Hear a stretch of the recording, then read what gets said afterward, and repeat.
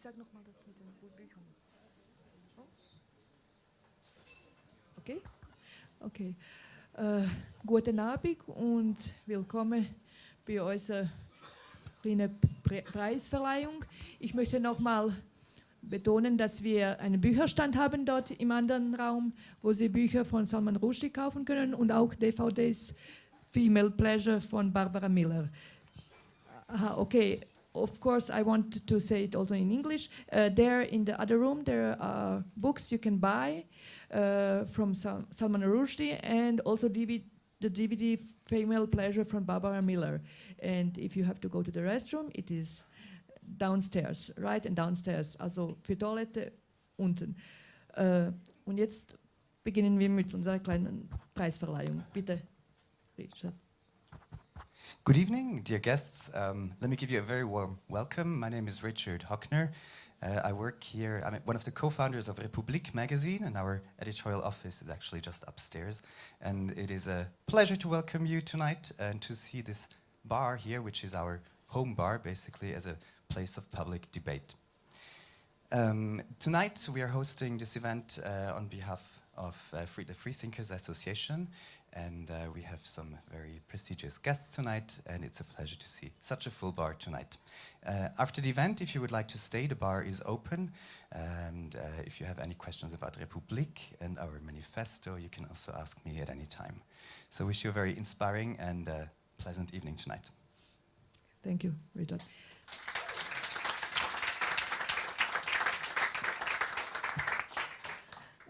Once more, welcome to our Swiss Freethinkers Prize ceremony 2019, and we welcome also all the audience who is watching us via live stream. My name is Nada Beratovic, and I am the board member of the Swiss Freethinkers Association. Since 1900, the Swiss Freethinkers Association has been advocating for a scientific plausible worldview, for the separation of state and church, and a secular humanist ethics in which human roles play an important role. You can follow us also on Twitter or Facebook, and we have also our website in English, freethought.ch. In 2015, the Swiss Freethinkers Prize was given for the very first time to the Saudi citizens Ensab Haidar and her husband, the famous blogger Raif Badawi, and his attorney Walid Al-Khair for their brave efforts for humanist and secular values in Saudi Arabia. Unfortunately, Raif and Walid are still in prison. In 2017, we honored the Iranian-born Masih Alinejad and her organization My Stealthy Freedom for fighting against the Iranian hijab rules. And also we honored the Kurdish painter and journalist Zara Doen because in her painting she depicted the Turkish flags on destroyed buildings of the town Nisabin in Turkey. She was then in prison, but now she is free. These Swiss Freethinkers Prize show that we honored till now activists for their commitment, for their work, for open and humanist society. And this year we wanted to honor artists and writers. We want to honor their work for an enlightened world. We want to honor their art and especially defending freedom of art and expression. So please, I want to introduce you to Andreas Kyriakou, our president, who will now tell.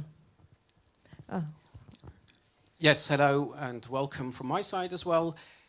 As you heard, so far we've been giving the prize, the award to activists. Their work is very important, but sometimes it's also very essential that others pick up what humanists have to say. And one way to spread the message is, of course, through art, through culture. And one format is film.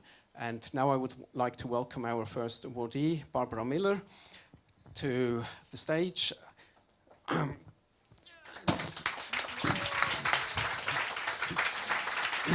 So this is our award.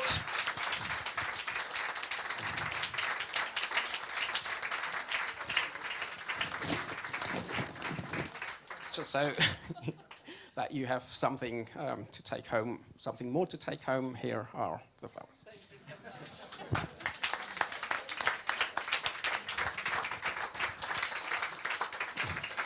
There are two very good reasons why you very much deserve this award. They're called Female Pleasure, your most recent film, and Forbidden Voices. In both films, you portrayed women who stood up against regimes, against communities that suppressed them, that harmed them. In the first film, Forbidden Voices, you portrayed political dissidents from Iran, from China and Cuba. And now in your most recent film, Female Pleasure, you show how religion often plays an important role in suppressing women, in allowing harm against women.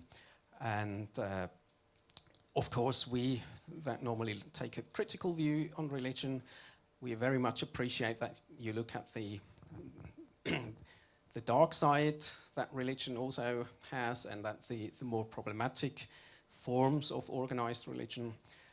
But in your film, you also show that religion can probably not always be singled out as the reason why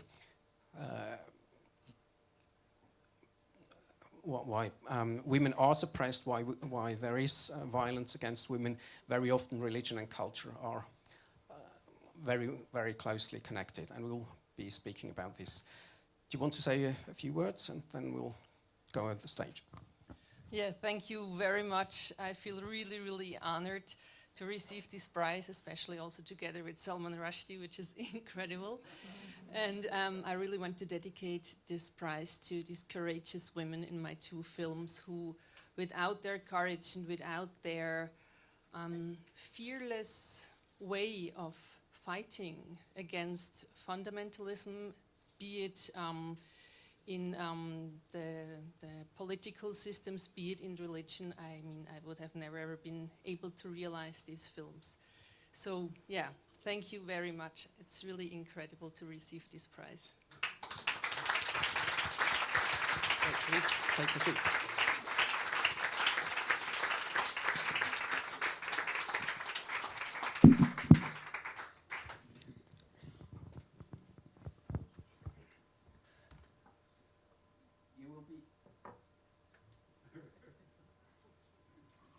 You will be our guest again on Sunday, where we will show Female Pleasure, and we'll be able to have a chat about the film and about the women you portrayed there.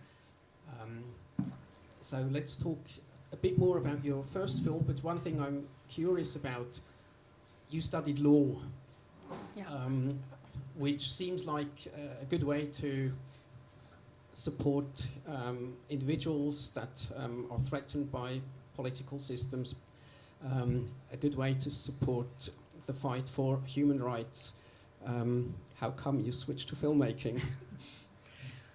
Yeah, I studied law, but I also studied psychology, philosophy, and film.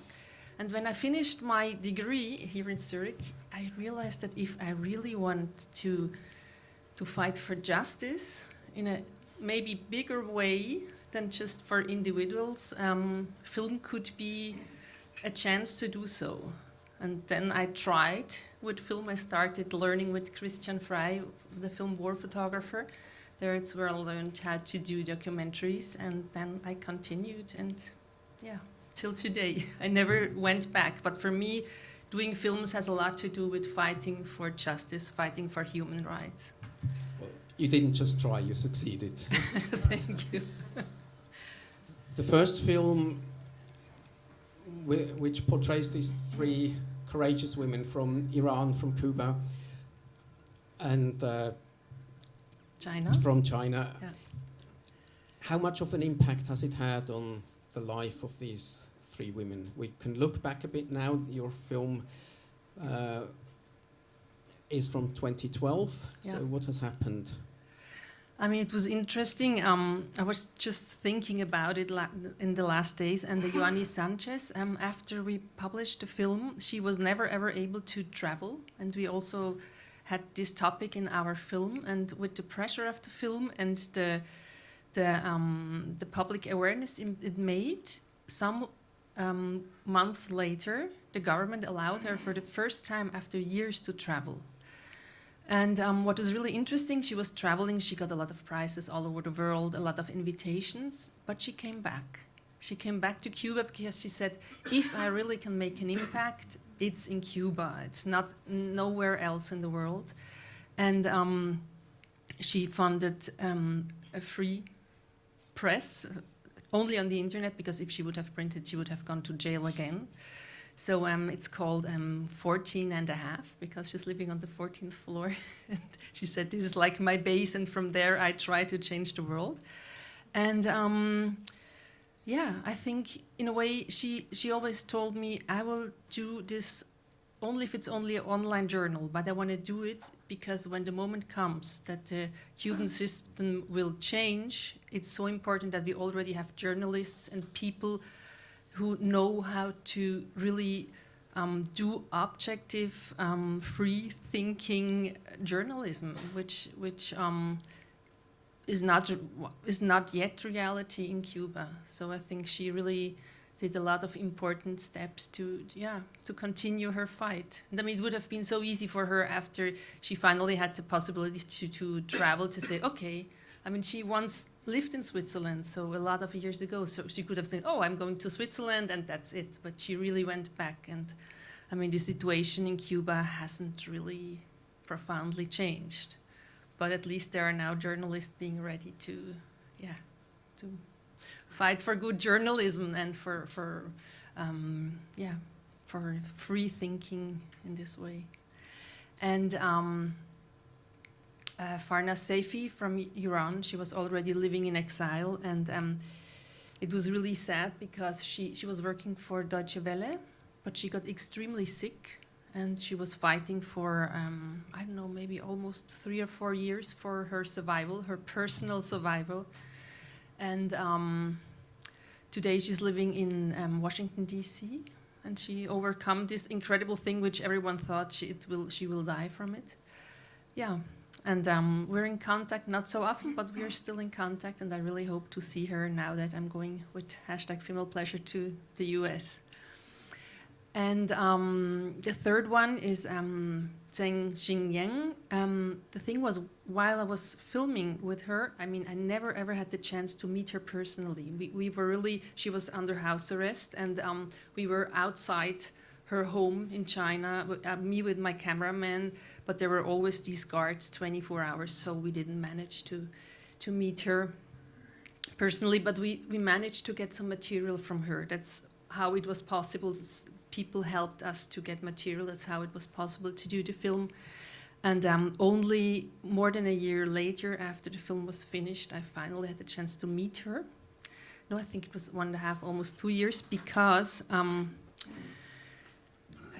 there was an incident. She was living with her little daughter who was born while she was under house arrest, and her husband was released. He was in prison, and the husband was beaten up by the security guards in front of the daughter, and the daughter was already like 2 years old, and she realized that something is really not going right with her parents, that the situation is extremely strange.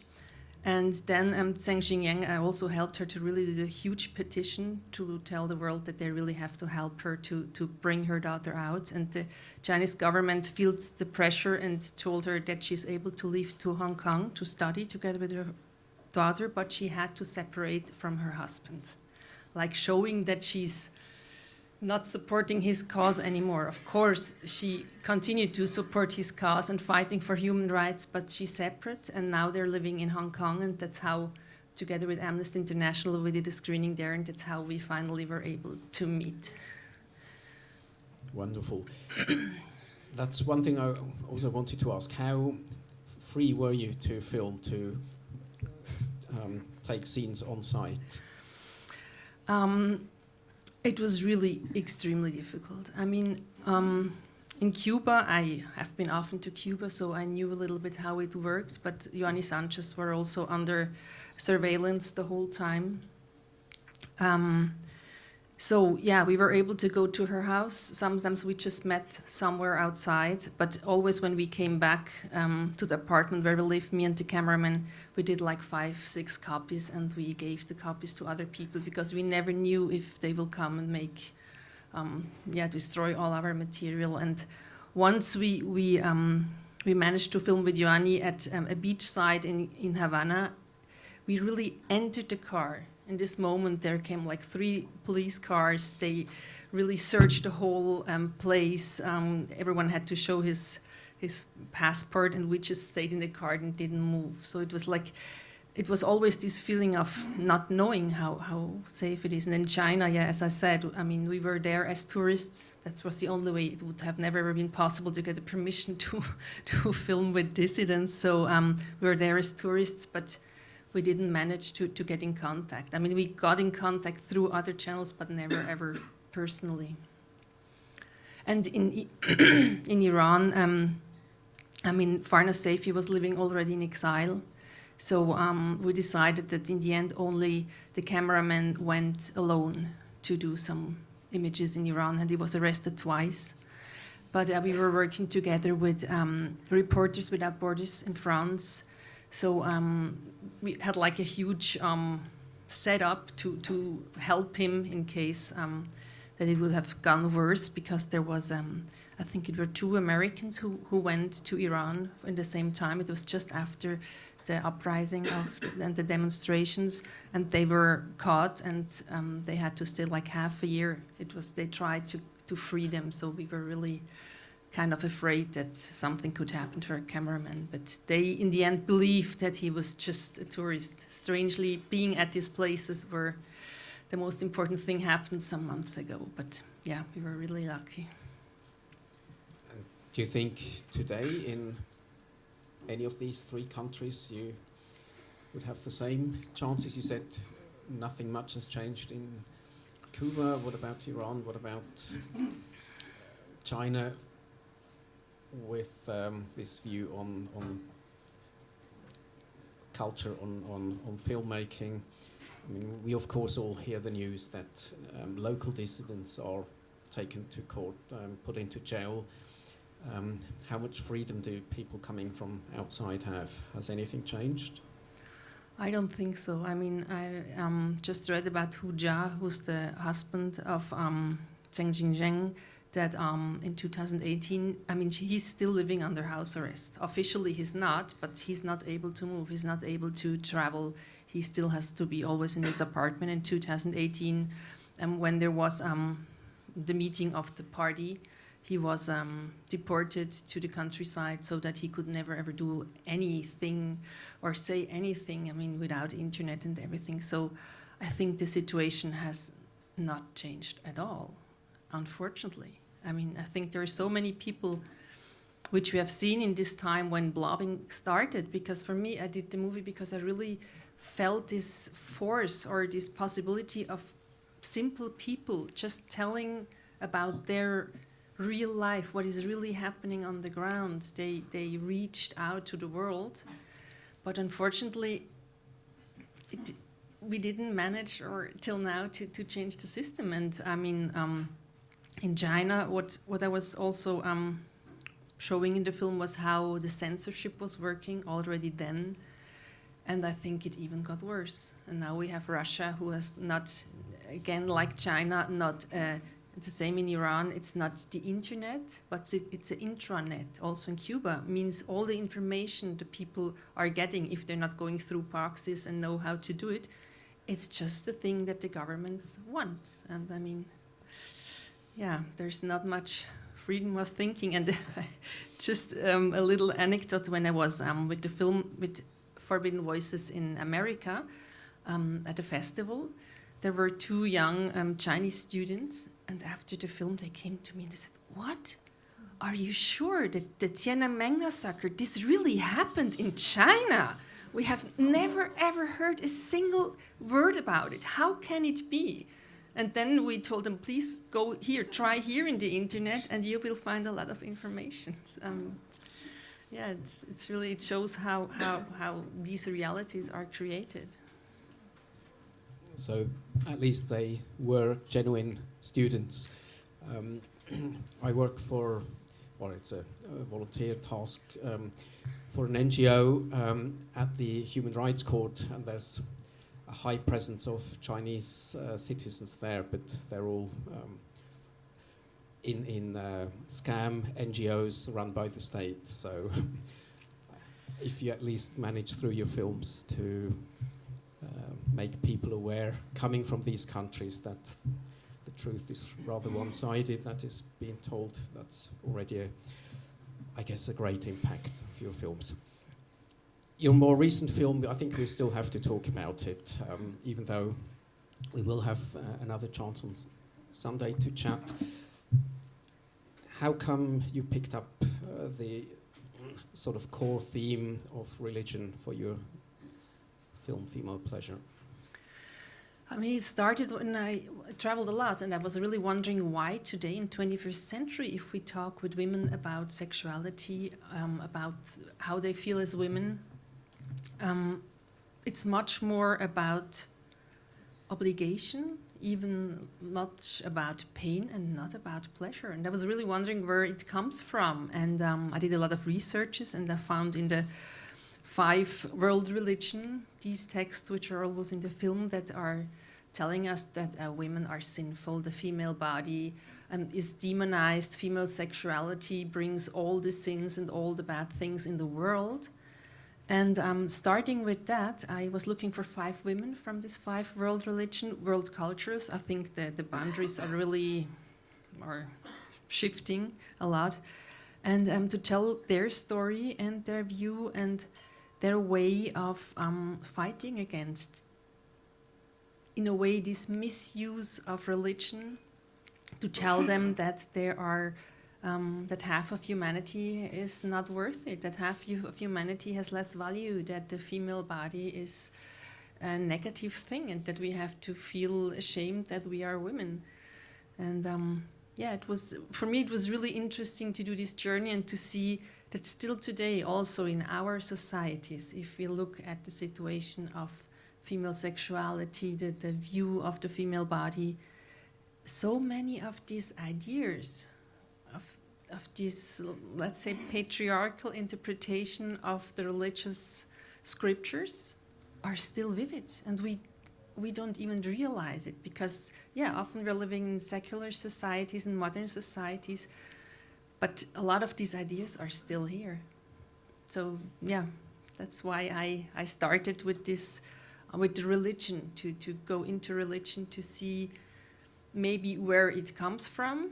But what I didn't, I never ever got an answer if religion was based, it was the religion who implemented this idea, or if it was patriarchy who then interpreted the religion in this way. So yeah, it was like, I hoped I would find an answer, but with all the expertise, someone said no, it was religion. A lot told me religion in the beginning wasn't against women. Often also Deborah Feldman, for example, from Judaism, or Leila Hussein in Islam, they studied a lot, and they said there were a lot of strong women originally in their religions, but they all have been silenced. They're out of the story, they don't exist anymore. So it was interesting to be in between these two possibilities. I think one thing which is impressive from your film, it shows that it's not just the monotheistic religions, the Abrahamic religions that clearly give different roles to men and women, but that even in cultural or religiously formed societies that do not have this one clearly male god that controls everything, that even in cultures where you have different deities and also important female deities, that nevertheless this clear preference for male dominance, for controlling sexuality exclusively of women, that goes through all cultures.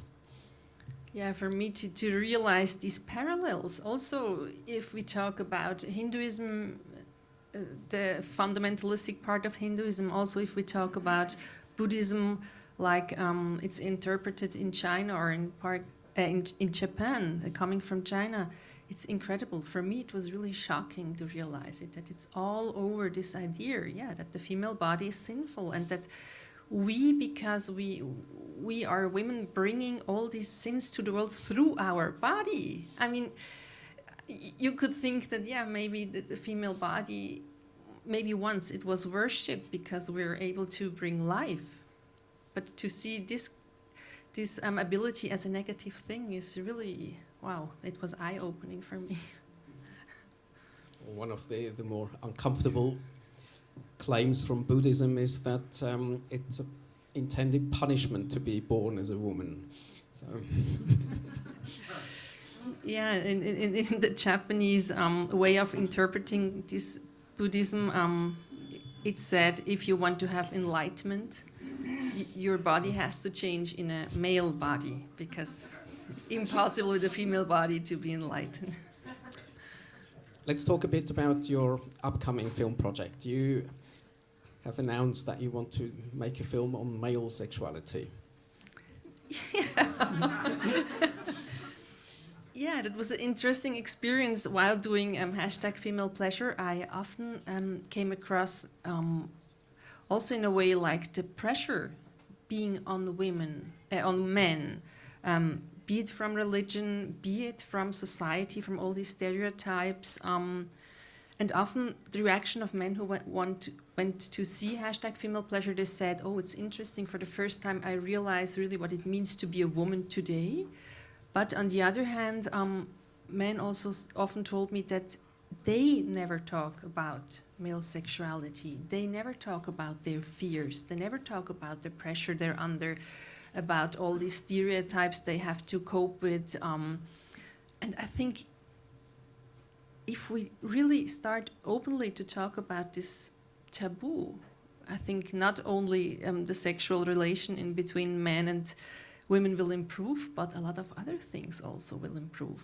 And I really feel like I want to go into this topic and find out more, and maybe really start a discussion about it. Do you think that the role of faiths, sort of clarifying from their view how a male should act, how he has to perceive his sexuality, is as important, or is faith maybe not as much as a factor to define this superior role of men? Have you already started digging into the subject? In your film, #FemalePleasure, you clearly show that religion probably, even though it's unclear what came first, that at least religion certainly acts to keep this differentiating the roles of females and males. And do you think because most religions sort of give preference to the man, they clearly make men the leader in family but also in society, that faith plays an equally important role, or is it just sort of the patriarchic system that we have probably all over the world that helps men to have easier careers, to dominate women? I think in this film, faith or religion, I think faith is often a personal thing, but the religion or the thing that's told, this is tradition, you have in the name of religion, will play not such an important role, but of course it's also one part of it. I mean, if you think about all the pressures and all the sayings by religion, also our religion, if you masturbate as a man, you're going to be blind, and all these beliefs, I mean, yeah, they're for sure making a lot of pressure on men also. And if you think about how a lot of even more fundamentalistic way of using religion,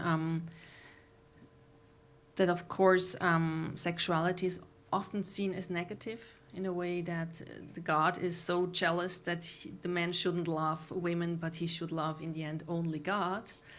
I think, yeah, it's for sure there, but it's not so in the center of, or let's say in the base, like it was for me in #female pleasure. Okay. So how long do we have to wait for your next film? Oh, this is always a good question. I mean, when you start with the film, you always think like, yeah, it will take 2-3 years.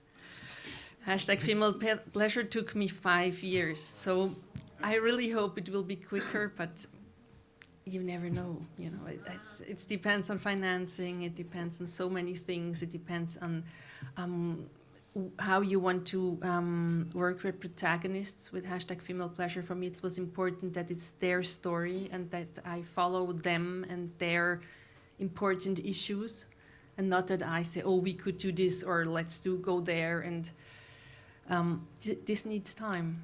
So you will also be portraying individuals, telling their stories?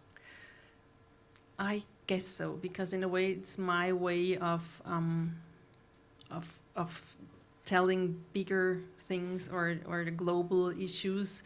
I think for me it's important to that the audience has a possibility to connect with individuals and really feel their personality and their story. And yeah, I think this connection, this feeling is very important to understand. I think a lot of understanding, of course, it goes through the head, but a lot also goes through the heart. So for me, portraying individuals always gives us also possibility to see our own story and our own difficulties or beautiful things in life. Yeah, so it probably will make the same way. Yeah. Sounds very interesting, something we can all look forward to. At the moment, Female Pleasure is still keeping you busy. You're off to the States. It's now running in the States. And you've submitted for the Academy Award. So hopefully sometime soon you can place an Oscar next to your Rodin figure.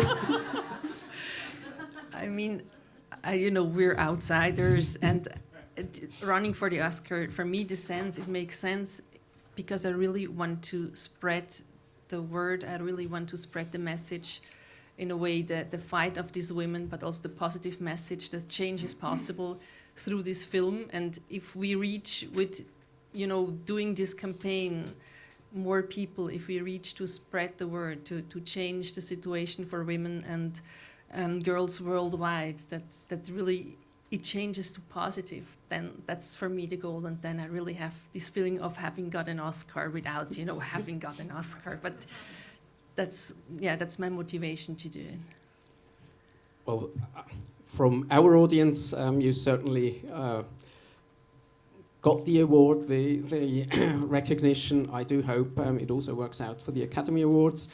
And I wish you a lot of luck, not just with that contest, but also all the best for your next film. Thank you very much for being here. Thank you so much. Thank you very much.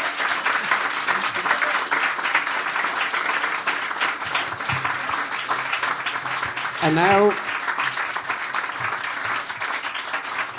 now I'll hand back to Nada, because we've got one guest more.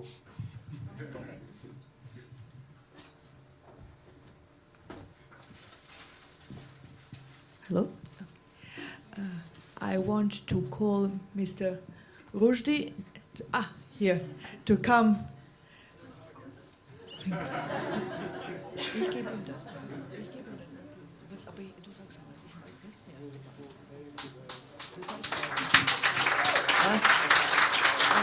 Nej, exactement.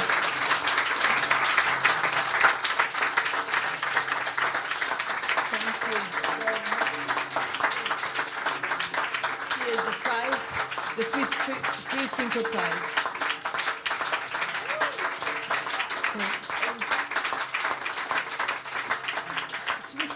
Switzerland wouldn't be without chocolate. I don't want to ask what do you like more. Oh, I think I always wanted a little Rodin. Thank you very much.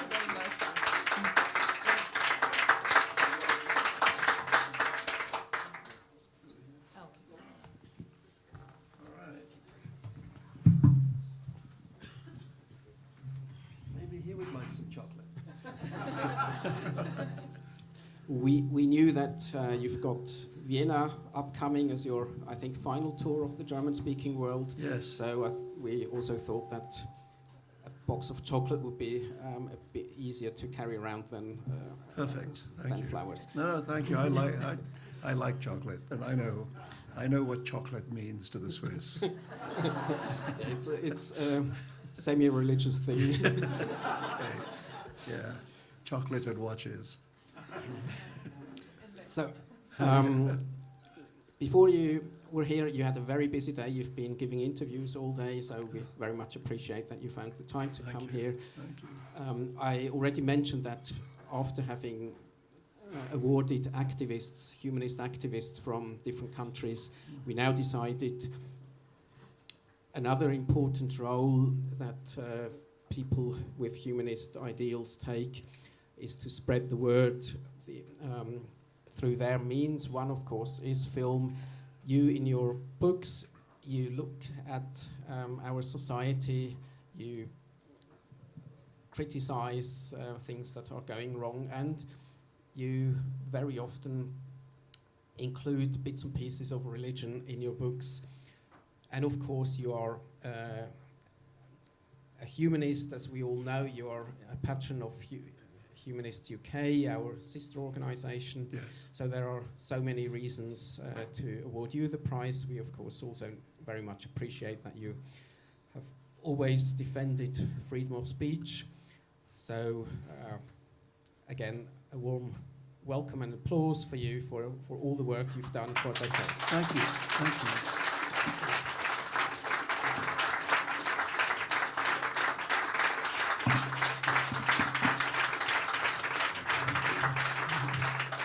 And now let's talk a bit about your book. All right. Without giving too much away of the plot, everyone who's not bought one yet should do so afterwards. And you're, of course, reading from your book afterwards in the Volkshaus, and I guess almost everyone will be joining. Okay. We All right. One organisational thing, we don't have time for you to sign books here, but you'll be at the Volkshaus, and everyone who has already bought the book here have a head start in the queue. Yeah. Yeah. So your book is about an elderly, rather lonely salesman who falls in love with a TV star and thinks he can somehow manage to steal her heart. Yeah. And that becomes a quest for him, and he believes so that he can't really reveal his full personality, so he comes up with this alter ego. He calls himself Quichotte and starts to write her letters. He also believes that he cannot do this all by himself, so he gets himself a companion, Sancho, obviously, and it's sort of the son he never had. Initially, it's a piece of cardboard in full size at the back of the car, through with which he does his journey on this quest. And all of a sudden, this son, this invented figure, comes to life and starts to talk in first person, which is an interesting twist in the story. And this Sancho, knowing that he has only just come to life, he doesn't have a past, he doesn't have a mother, he starts to ponder about the world. And he, for example, is aware that he doesn't seem to have conscience when his father is asleep, a bit like in the Avatar film, that the thought-up figure is always dependent on the creator, as he calls him. When I read, and he also thinks, well, there might be another being around, some sort of presence, of someone maybe who invented that father figure. So Sancho in the book starts to have thoughts that most individuals probably have about the role in life, and starts to ponder about what maybe also comforts people who have religious beliefs. And when I was reading this chapter about midway through the book, I thought you, as the creator of the creator of the created, sort of the bottommost turtle, maybe, did you always have this dialogue already in mind, thinking about what made people be fascinated about belief, what kind of comfort they might find in? Or did this figure in your writing of the book sort of come to life and gave you this dialogue? Well, it is more that he told me what to do, which is what I always hope happens with characters, that once they have a real existence of their own, it's more a question of listening to what they need than forcing them to do things. So you're a very liberal creator. Yeah, they don't completely have free will.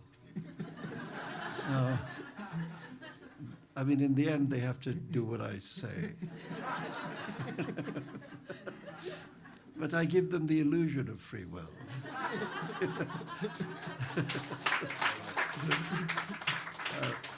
As we all have.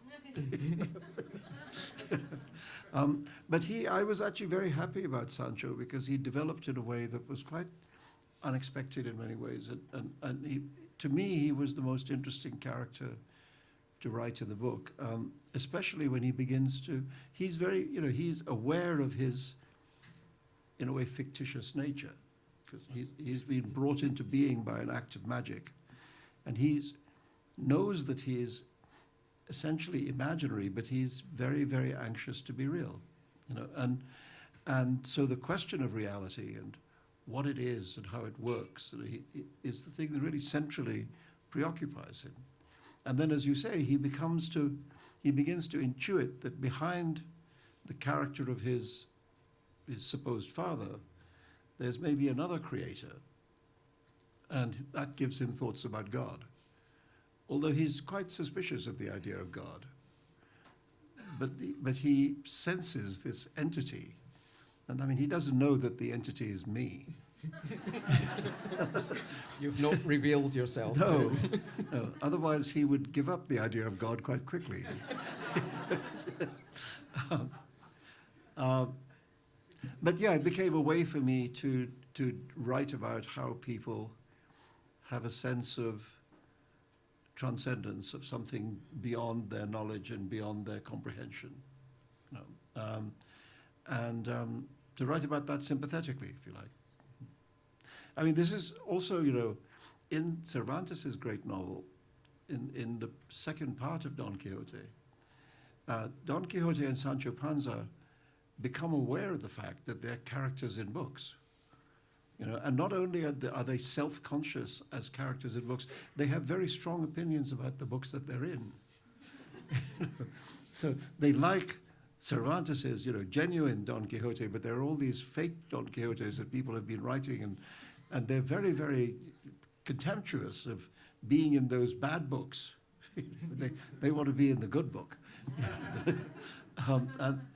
And this idea that Cervantes had 400 years ago, that a fictional character can become aware of his fictionality, is not so unlike human self-consciousness. I mean, one of the things that separates human beings from other creatures on the earth, is that we have the gift of self-consciousness. We know that we are ourselves.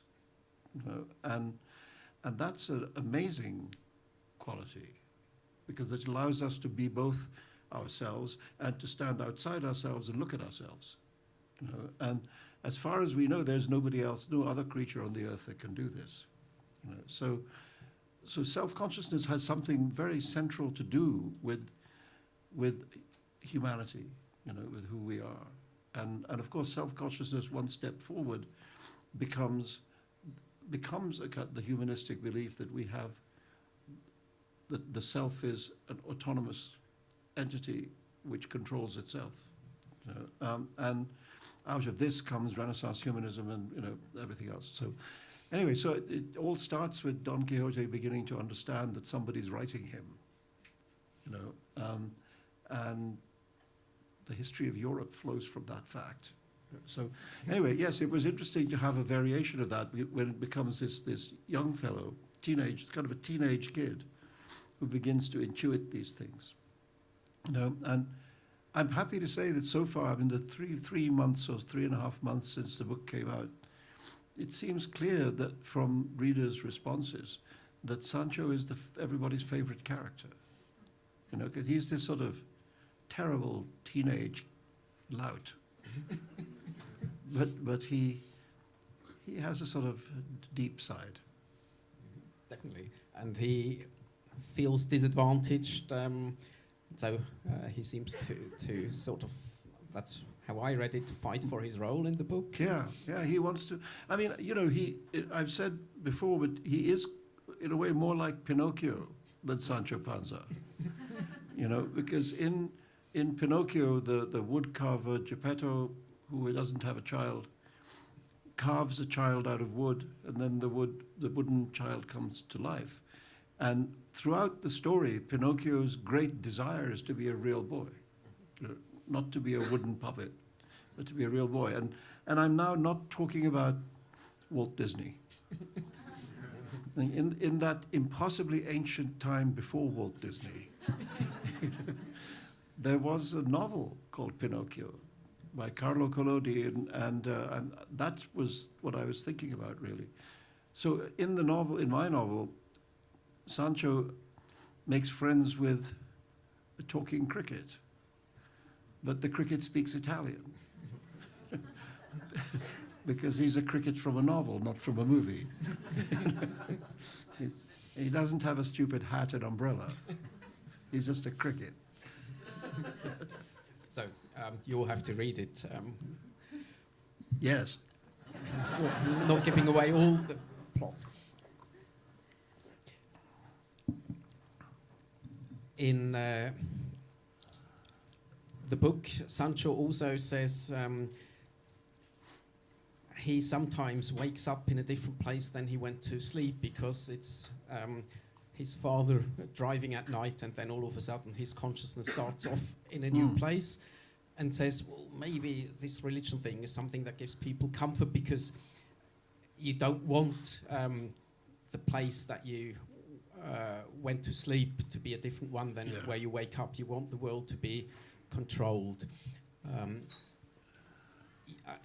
From an excerpt of an interview on the Humanist UK site, you talk a bit about how you sort of, and I believe it was gradual, you distanced yourself from religious beliefs. Yeah, it wasn't that gradual, actually. No, because I was lucky in many ways in that I was brought up in a family that wasn't very religious, you know, in Bombay. A thing that was not as unusual then as it is now. You know, I mean, my father was, I don't think I ever heard a religious belief coming out of his mouth. And my mother's religious belief went no further than that we should not eat pig. So we had a kind of, our religion was basically against pigs. Well, from the pig's point of view, maybe very much in favour. Yes, I think that pigs benefited from this. But that was really it, you know. I mean, and so I grew up without having really strong religion pushed down my throat. And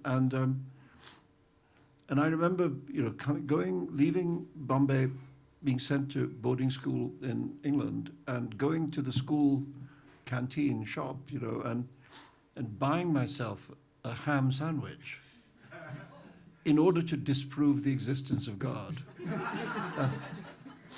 I ate the ham sandwich and nothing happened. There was no thunderbolt, etc.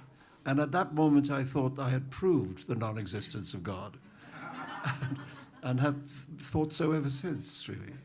So We, of course, are very much aware that at least organized religion hasn't treated you very well. You heard that. Yeah. Somewhere, yes, on the internet. All right, yeah. So this feeling of comfort that Sancho reflects on is not something that you would say was ever a part of you? No, it really wasn't. I mean, I just have always, I think it has to do with having grown up in this way in a very secular household. But I've never felt the need of it. You know, I mean, I understand that some people do. You know, that especially in a world that is very uncertain right now and is transforming very fast and in all sorts of ways, people don't like very rapid change often. You know, it panics people.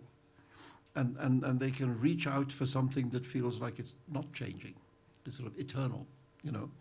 And that can be like a piece of wood to hold on to in the flood, you know. And I think that religion does do that for some people. It offers them that sense of comfort and continuity in a world which is changing very fast and is often kind of discontinuous, you know. So, I mean, I get it. I just don't need it, you know. So that's not. I mean, let me put it this way. I think to my mind, the reasons for religion was to answer two of the great questions of life. One is, where do we come from? And the other is, now that we're here, how shall we live? So the question of origins and the question of ethics. You know. And it seems to me, as far as the question of origins is concerned, that all religions are quite simply wrong. That's not what happened. And so I don't look at a religion, whether it's, I mean, some of these are beautiful stories, you know. You know, the Hindu story of the god Indra churning the primal soup in a great churn, and out of that comes the universe, you know. It's kind of, I mean, it's an attractive story, you know. The Nordic story of the cow, Audumla, asleep at the bottom of a bottomless pit, having a bad dream, tossing and turning, and the friction of her udders against the rocks creates life, creates giants, you know. And I mean, as a writer, I love these stories, you know, but I don't believe them, you know. So the question of origins, I think we have better places to look than religion, you know. And as far as ethics is concerned, religious people will often say to you that without a kind of primary creator who validates the moral system, you can't live a moral life. You know? But it seems to me that that's getting things the wrong way around. I mean, it seems to me that men created gods and religions in order to codify their moral sense, in order to express what they thought, how they thought the world should be. So it's the other way around. That our moral sense comes before religion, not as a consequence of it.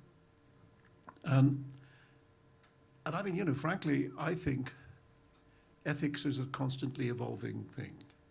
You know, it's a thing that changes as the world changes. So there was a time in the United States when people thought it was okay to have slaves. And then it was, at the end of a very painful war, it was agreed that that was not okay. You know, and so on. So our ethical sense develops, you know, and it's an argument. And I'd prefer for a society to establish its ethics in that process of debate and argument, instead of looking to a priest to tell us. Because look what priests get up to. You know, all sorts of stuff which is not very ethical. Ask the Pope about this, he knows a lot. So, I don't look to religion to answer these questions, because it seems to me there are better places to look, and so it doesn't cut it for me. Well, I guess the audience here can fully I'm follow sure you all agree. I mean, you're sitting, you're in complete darkness, but I suspect that you're probably not fanatical religious people. Just a guess. Yeah, I would guess the same. Yeah. One sentence you said, men created gods Yeah. to define the morals. I assume Barbara Miller would understand men exclusively as males. Oh, I'm sorry. Okay, I should. This is I have old-fashioned vocabulary. what her film shows. People, No, but it might have been men actually. I assume that men had a greater role in pinning down these stories. Well, one of the things that's interesting in Hindu cosmology is that the male gods represent essence, and the female gods represent action. So the men are, and the women do. Yeah, which is not such a bad picture, actually. So if you're Brahma or Shiva or Krishna, you just sit there. And if you're, Parvati or Saraswati or whatever, you're doing everything and making lunch. So I think it's interesting that Hinduism has that distinction. That the what is called Shakti, which is the dynamic power of the gods, the active power of the gods, is located in the female deity. And essence is located in the male deity. So, I mean, it's just interesting that people come up with this stuff, which seems to have some relationship to real life. So would you say that India is run by women acting? Well, India had a woman leader, which is something the United States hasn't managed to do. She wasn't like the best thing in the world, but nor were the men. No, I think actually, to be serious, I think the condition of women in India right now is very problematic, very dangerous. There has been, you will have read in the papers, this kind of rape epidemic, and in in the big cities, but not only in the big cities, and one of the things about rape, which is like murder, is that it's almost always an intimate crime. It's almost always somebody you know. It's not a stranger. It can be, and sometimes it is, but more often it's a family member. It's a father or an uncle or and that means there's a lot of shame around it, and so it's not talked about, and therefore it goes unpunished.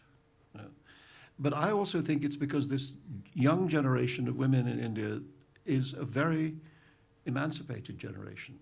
It's a generation that doesn't want to be stuck in traditional roles. It wants to be able to. They want to be able to make their own lives as they see fit.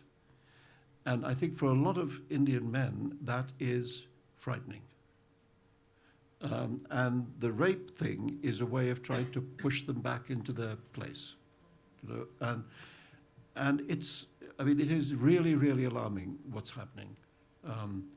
It used to be, a lot of Indian cities were safe for women at night, and now I think they're not really, So there is, I think that realistically, women don't have anything like the independence and power in Indian society that they have in Indian cosmology. Sad, but still good to hear that you see a generation of women fighting for their rights. I think no One question. is portrayed in the film Female Pleasure. Yes. I think no question. I mean, I think that's something that people in India would not dissent with. But the question is, how do you react to that? Do you react by celebrating it, or do you react by trying to oppress it, destroy it? And unfortunately, a certain percentage of Indian men is reacting violently. You take up the topic of violence in your book as well. Yeah. One thing, one maybe last topic I would briefly want to touch that you also mention in the book is the blurring of fiction and reality. Of course, with these invented figures pondering about their lives, the blurring between what actually is and what people imagine is part of the story. But you, of course, you also look about the blurring of information that people get access to through media. One thing which has changed drastically in the past 2 decades, say, is how information can be distributed. Yes. And of course, for us who are trying to fight for humanist activists, we very much appreciate the role of the internet. Yes. Because people can make their stories known, they can voice their ideas, they can exchange ideas with people they might not know, but at the same time the internet is of course also a huge source of misinformation. Do you have... Yeah, I mean, I think it's exactly that, is that it's both things at once. You know, that, so is it in the end, from your estimation, a net benefit, or has it made things worse? I mean, I think, you know, the internet is a tool. I mean, it has no moral quality. You know, I mean, a hammer is a tool, which if you use it to hammer a nail is useful. If you use it to hit somebody on the head is not useful. You know, so the question is about how you use the tool. You know, and there's clearly, as you say, and there are enormous benefits to be derived from this new information technology. You know, but the worry is that what we have is quantities of garbage which coexist side by side with very valuable information. And they both look the same. You know, they both look like they have the same kind of authority. And that's where the confusion arises. That's where, you know, the kind of the page telling you that you mustn't vaccinate your children because it's bad for them looks just as good as a page of information as the page of genuine medical information, you know, and then you have, you know, celebrities on the garbage page endorsing the garbage, you know, and it becomes even harder, I think, for at least for some people, to distinguish, you know, between the right and the wrong information, and I think that's the problem, very broadly across the internet, that the garbage and the valuable stuff are sort of both there without any method of distinguishing between them.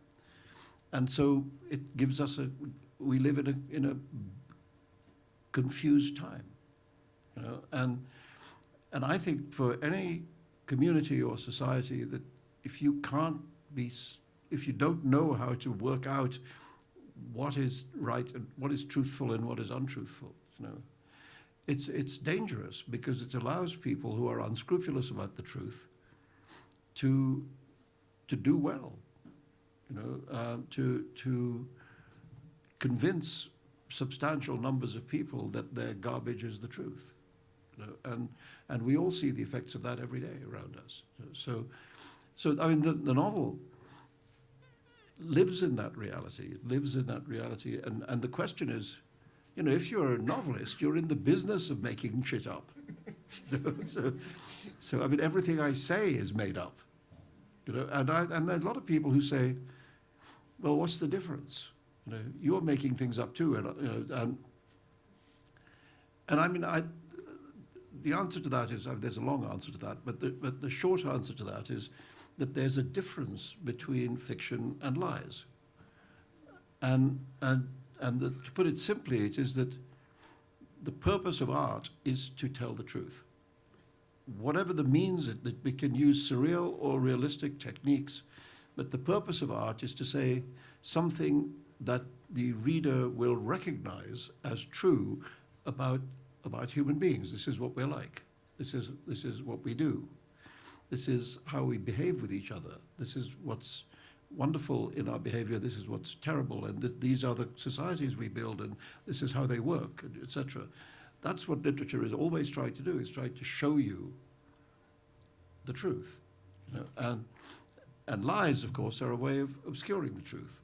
So in fact, in an age of lies, which I think is the age we live in, paradoxically, it may be a valuable thing to have literature around trying desperately to tell the truth.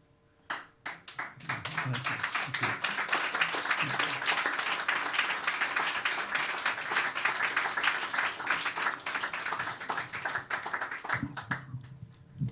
I think we'll take that as a Exit line. exit line, a final word.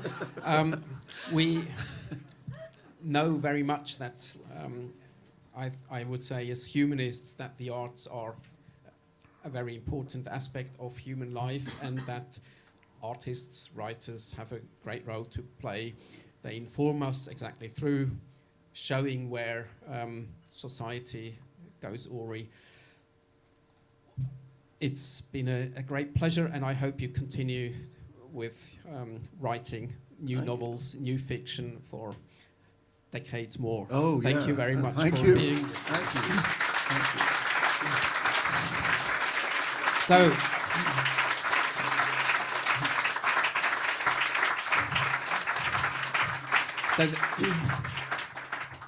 for the people watching on the live stream, we'll end it here.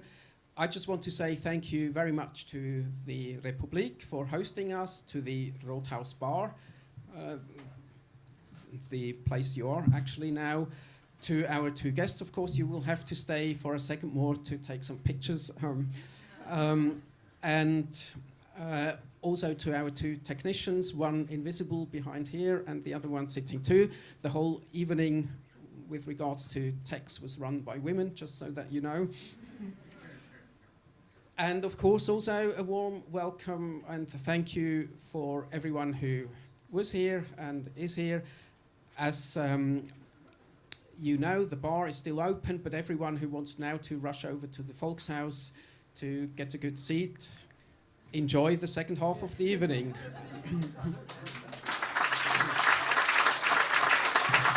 Oh yes, one last note for the people here.